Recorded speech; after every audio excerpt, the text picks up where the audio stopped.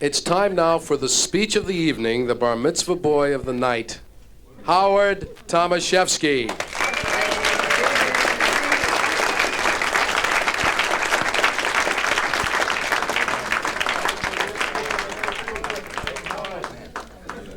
Thank you, Whitey.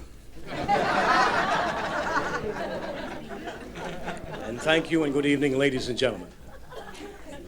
That's my name, Howard Thomashefsky, star of stage, screen, and television. And I'm coming to you tonight in living color. Don't laugh. This could be makeup. I know I don't look Jewish, do I?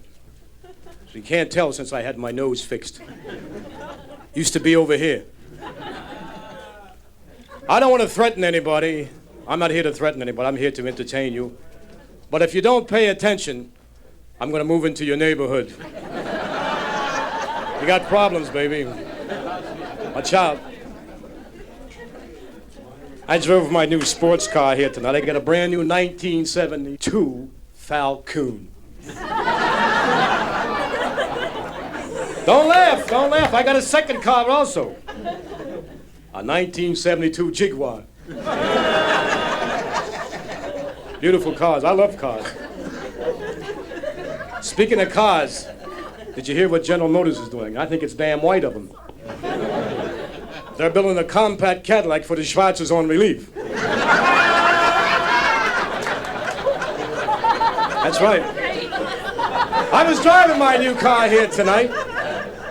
I stopped at a red light. A little girl pecked on the window. She says, "Hey, mister, you going down?" That's none of her business. I said, "Look, honey," I said, "if you want to ride in my car, why don't you say so?" She says, I said, "Would you like to ride?" She says, "To be sure." I opened the door and she got in, right? We continued to drive on. So I said, "Would you like a cigarette?" She says, "To be sure."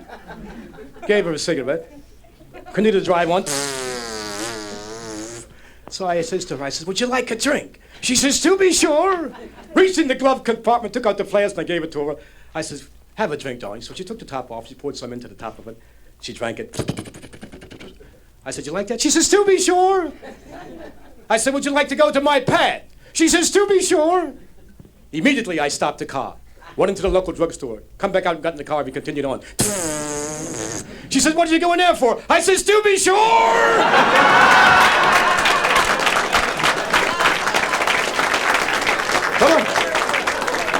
Some of you, thank you. Some of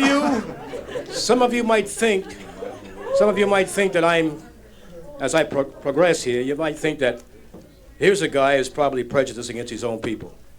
Hell, I'm of two minorities. How could I be prejudiced against my own people? But you're wrong if you got that idea in your head. Just to give you an idea how wrong, immediately after this show, I'm going to go uptown to Harlem, take out a black chick and change my look. Don't laugh. Don't laugh. I swing both ways. Last night, I was out with a white girl. One of my old fake friends said to me, they said, "Hey, Howie, who was that white chick I saw you with last night? Who was that white girl?" I said, "It wasn't a white girl. That was a Jewish girl." Yeah. Nice to see you. How are you, darling? Excellent. Excellent. You like Jews? You do? No, I love them. I'm one of you. Thank God. Thank God. I'm glad you're here. Look at the size of this audience. I like this audience. Wow. How are you, dear? I have to greet the people. Fine. Fine. Funny thing, you don't look Jewish. I am. Son of a gun. Don't feel bad. I got a brother that's colored.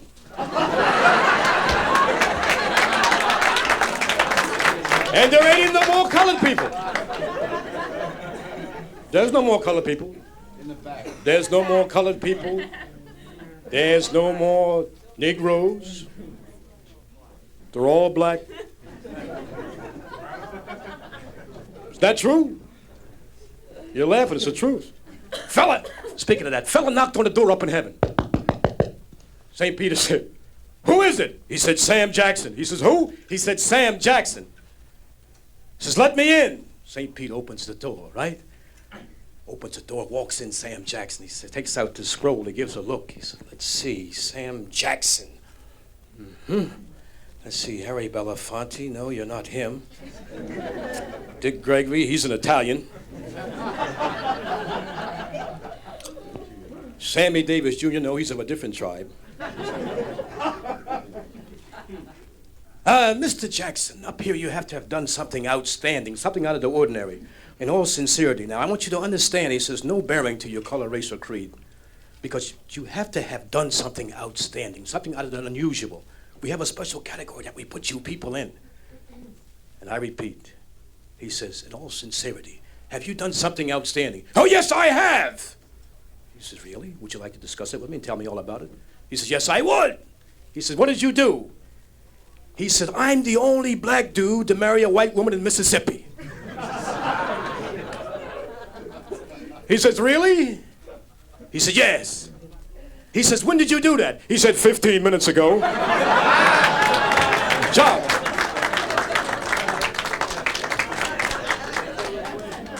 I like those little cliches.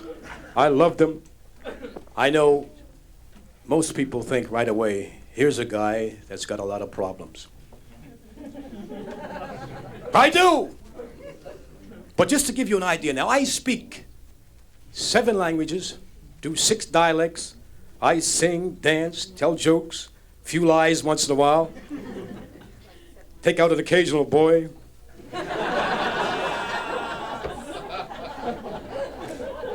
My biggest problem is I can't blush. Working on it. I'm working on it. I noticed that everybody came tonight with print clothes, colored clothes. That's nice. I'm glad to see that because it takes the pressure off of me. You know. Oh. That's right, honey. Laugh right out. Go ahead. I like when you laugh out like that. What are you smoking, pal? I hope that's very tender. Oat over here. Wow. Unbelievable. Look at that. That's a lovely couple over there. My goodness. Nice to see you. Hi, how are you? Thank God I'm not here alone. Smile so I can see you, sweetheart. That's all right.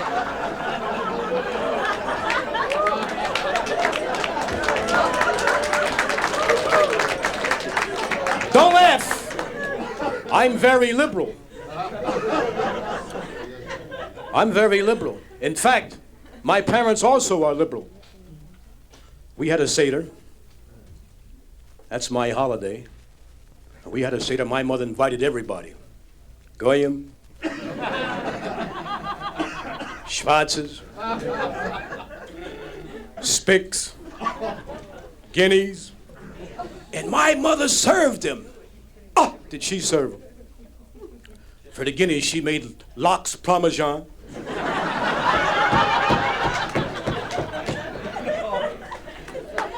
Had a Chinaman there even. We served the Chinaman. And for the Soul Brothers, you know what she made?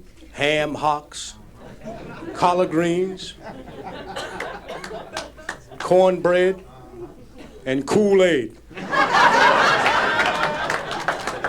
And for dessert, she had on the side watermelon. Kosher yet, with the pits out. We had a nice time. And for the Goyim, she served booze. Manashegit. And for all you people who don't know what that means, I'm sorry.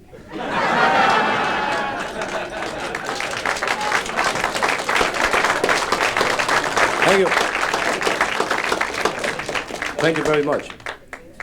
Oh, yeah, I got such a cup waiting from up here. I'm schwitzing. Schwitzing like a schwarz. I got to take off this. A guy, a young fella. Keep it up, I'll move the neighborhood. How come you couldn't come with a black dog? You got a white dog. What the hell's with you? I tell you what, I got a black dog home. Bring him over. Maybe they'll do something. Where was I? Made me forget my lines? Shh, please, we're going to ask questions. Who asked you? I can't make a living myself. I need you. Little ginger ale, thank you very much. I'm dying of... Fella said to me last night, thanks for the drink. Fella said to me last night, said, hey, Howie, he says, how would you like a shot in the head? I says, thank you, no, I don't drink in the men's room. In the deep south, you know, down below the Mason-Dixon line, where the mines are weak and the ropes are strong. I don't like nothing about the South. Spent 20 years there, one night. A little black boy was hiding behind a tree, watching some peckerwoods whitewash a fence. So it's about 5 minutes to 12. 5 minutes to 12. So the little black boy's watching his chance. So finally the 12 o'clock whistle blows and the peckerwoods, they leave for lunch. And the little black boy comes out from behind the fence, gets the paintbrush, paints himself from head to foot. He's all white. And he goes home to his mother. He goes home to his parents. And he goes home, he walks into the house. He looks at his mother. He says, Mom, take a look. He said, I'm a white boy now. I can go to any school I want. Hoy, did his mother give it to him. She gave him a zet. She slapped. She banged. She pushed. She hit. She kicked. She knocked him down. She said, now get upstairs. Go upstairs. She said, you'll stay there until your father comes home. He's going to take care of you. 2 hours later, the old man comes home. The wife says to him, George? He says, yes, dear. He says, take a look at your son, Paul. He says, where is he? He said, he's upstairs. What's the matter with him? He's all white. What are you, crazy? Somebody scare him? Says, no, but he's all white. Why is he white? Go take a look at him. So the old man goes out, walks to the bottom of the stairs and hollers, come down here, Paul. Kid comes down. But the old man piles on and give him a shot, a zets. He knocked him down, he kicked him, he slapped him, he hit him with the lunch kettle, he kicked him in the belly. Then he get upstairs, he says to that bathroom, he says, and don't you come back out until you're back to your original color. Little kid goes upstairs, he's crying like anything.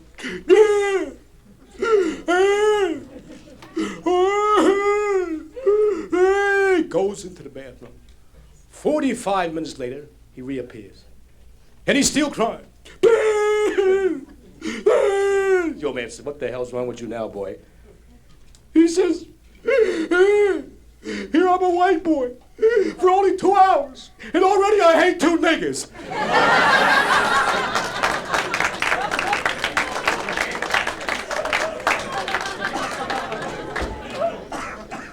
As I said, I know quite a bit about the South. Me and Sammy Davis, another lunchman of mine. Me and Sammy. You know Sammy Davis, a Nachayid, right? Another Jew. Sammy, oh, incidentally, Sammy is now married to a black girl. He reneged. Sammy and myself are in the Deep South. We done a show. Immediately after the show, we went into this local restaurant. We sat down. Nobody's paying attention. They looked, yes, but not the way on us. They're running back and forth. The shiksas, the goyim, they're running back and forth from side to side.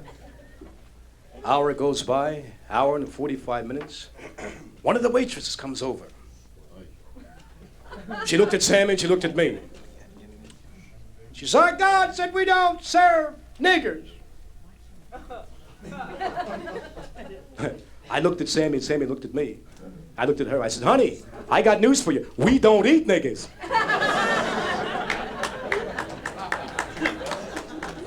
Right after that, we didn't leave. We sat right there. We're game, what the hell?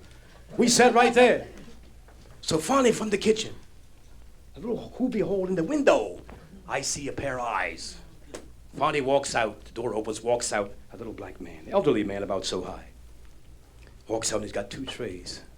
He sets one down in front of me, and he sets one down in front of Sammy. Sammy looked and I looked. I got 2 white tablecloths over the top, napkins, what have you. Sammy looked and I looked. I took a sneak look. 2 whole chickens.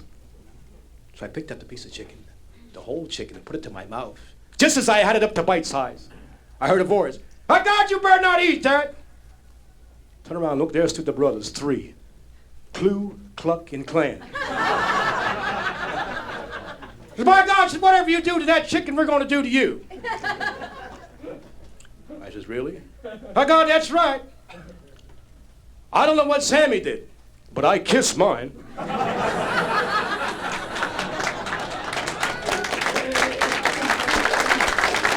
Stop. Woo! Right on. Right on. You're beautiful. So is black, right, darling? Don't laugh. My definition of black power is two black dudes pushing a big white Cadillac to the gas station.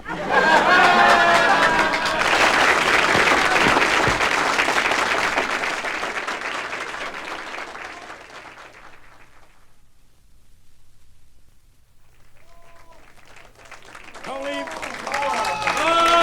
Don't leave. How are you? How did you get so dark, man? Christ. If we ever make it, you can join us, pal. I mean, ready. Son of a gun. Unbelievable. I come from a line of very rough circumstances. 14 children, and it all happened because of the fact that my mother was hard of hearing. You ask me how that happened? I'll be glad to tell you as long as I'm not busy.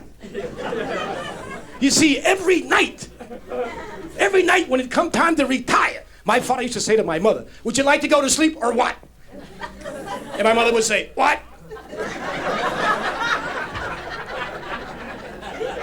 Before you know it was all over the place. There was a time when my father was afraid to say, what's new?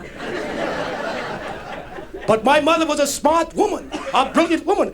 After 14 children, she decided to quit because she found out every 15th child born in America today is an Indian. She figured the Indians don't have Jewish children. Why should she have Indian children? She's a smart woman. Well, I better leave out the sexy part of my life. You're beautiful. Like everybody else, ladies and gentlemen, I've had my share of bad luck.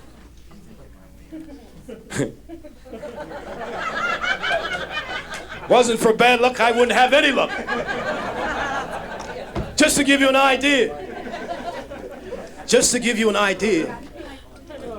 When I was 5 years old, my father bought me a bat. 2 days later, it flew away.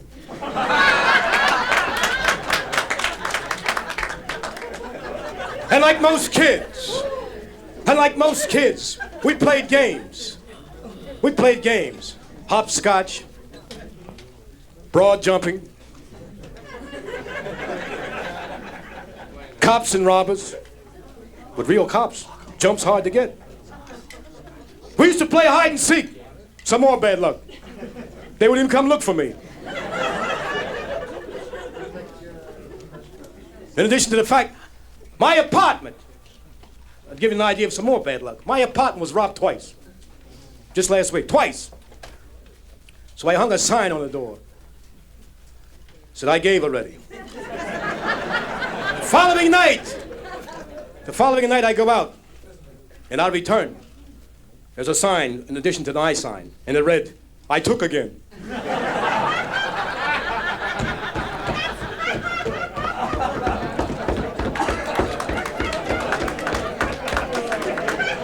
One of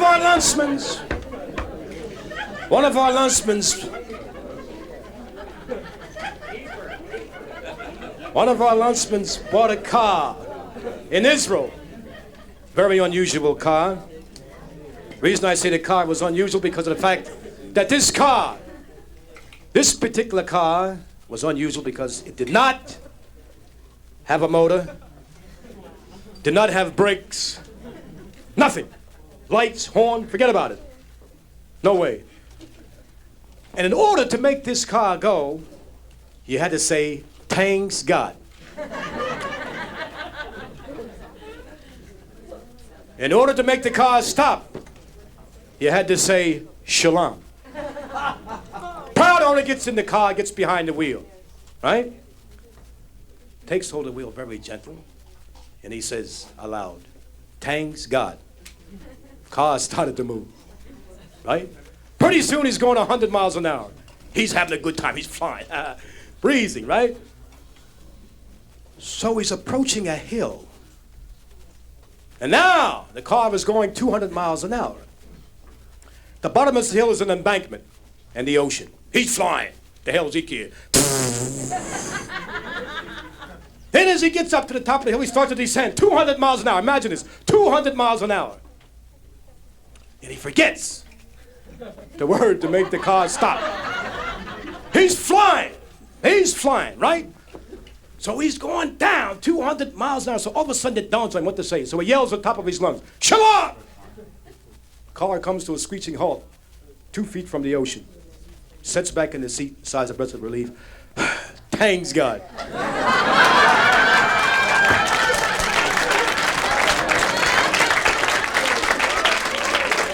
Thank you.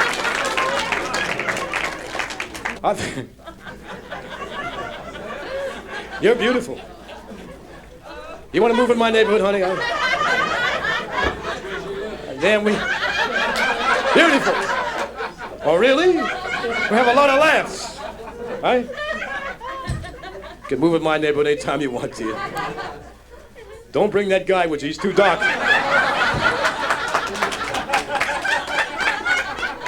Beautiful.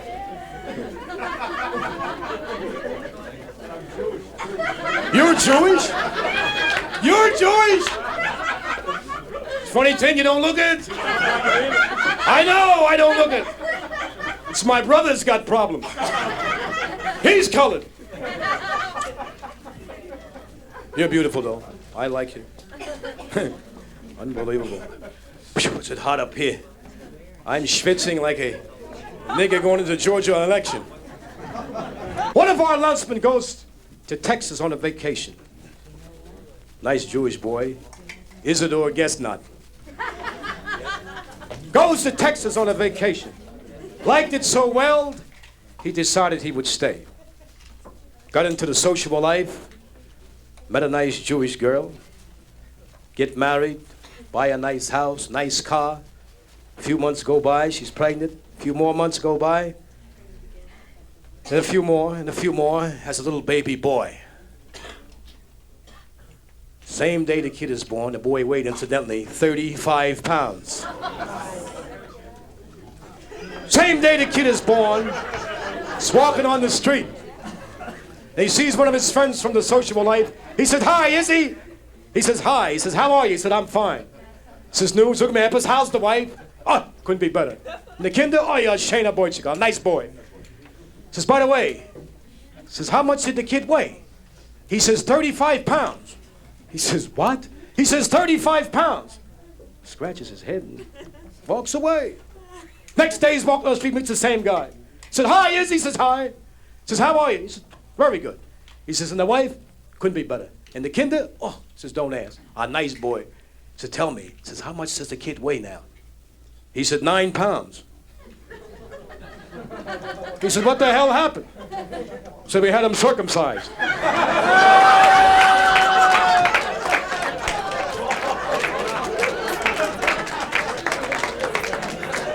In the deep south. Thank you.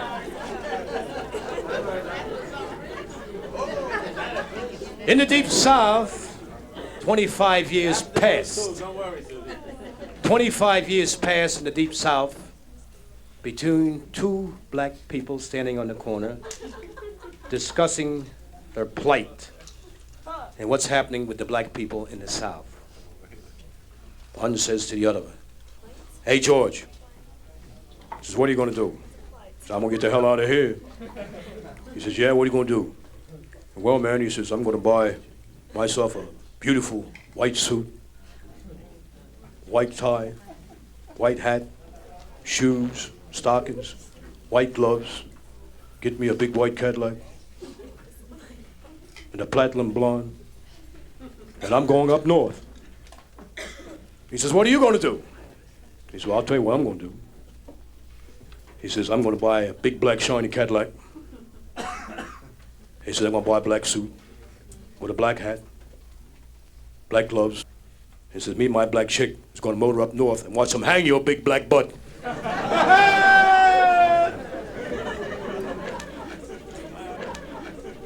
A Puerto Rican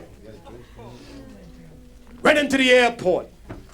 And he says to the clerk, right up to the desk, he says to the clerk, Senorita, Senorita. He says, I would like to have a ticket. A ticket. He says, I'd like to go back to Puerto Rico. She says, all right. So that'll be, you want to go first class? Si, senor. I said, all right. So that'll be $400.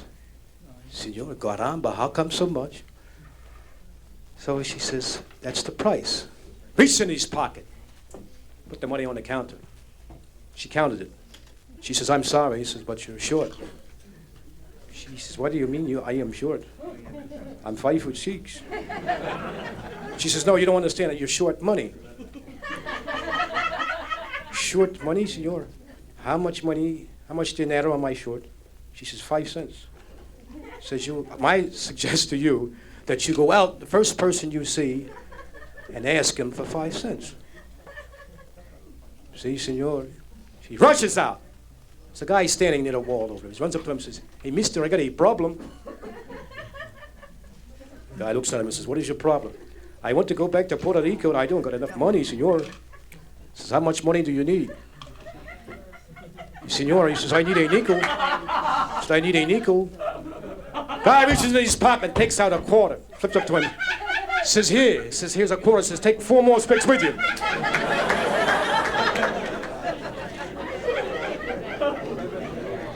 I see you're still with me, sweetheart. You're still with me. You're still laughing at the last joke. That's beautiful. Oh, wow. I have a close friend named Benny who knows everybody. Benny knows everybody. I have another friend, closer friend than Benny. So this friend walks up to Benny and says, hey, Benny. He says, I'll bet you $500 you don't know Mickey Mantle. He says, okay. Go out to the stadium, walks over to Mickey Mantle, shakes his hand, introduces me, and the buddy is worried. He says, wow, he said, he does know Mickey Mantle. That's beautiful. He says, okay. He says, I'll bet you $1,000 that you don't know the president. Go to the White House, walk right in the White House, past the secretary, walks into Nixon's office and says, how you doing, Dick? Shakes his hand, walks out. Now my friend is really worried. My God, he said, Benny, he knows everybody. He knows absolutely everybody. He says, now I tell you what. He says, I'll bet you $10,000. $10,000, he says, that you don't know the Pope. So they go to the Vatican. He says, look, he says, you stay here. He says, you stay right here. He says, I'm going to go in and meet the Pope. So happens that particular day, the Pope was addressing the public. So he says, I'm going to walk out with the Pope on my arm and I'll wave to you. He says, okay? He says, okay. So he goes in. 15 minutes later, he comes out, has the Pope on his arm, and he waves to his friend. And he sees his friend faint. Faint that way. So he runs down to his friend. He revived him and says, my God. He says, what's the matter? What happened? What happened to you? Is it the sun or what? He says, no, Benny. He said, it was great that you knew Mickey Mantle. It was fantastic. He said that you knew the president. He says, but we came all the way to the Vatican. You walked out arm in arm with the Pope on your arm, and you waved to me. And some guy walked up behind me and tapped me on the shoulder, says, hey, who was that guy with Benny?